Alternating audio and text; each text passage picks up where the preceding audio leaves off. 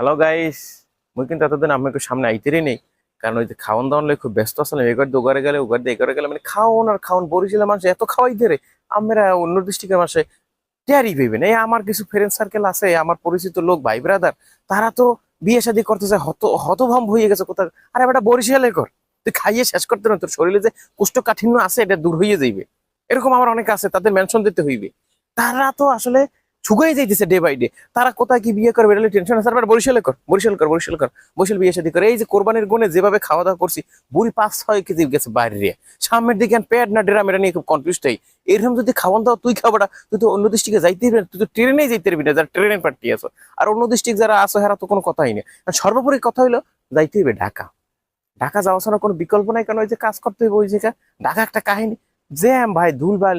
আর এই যে আমার পিছনে দেখেন কি অবস্থা, গাছপালার ভিতরে আইসি শ্বাস নিতেও ভাল লাগে। আরে বেড়া শান্ত শিষ্ট একটা শ্বাস, আর ওই ঢাকার মধ্যে শ্বাস, ওরা তো মনে হয় আশ্বাস হয়ে যাইতে আছে।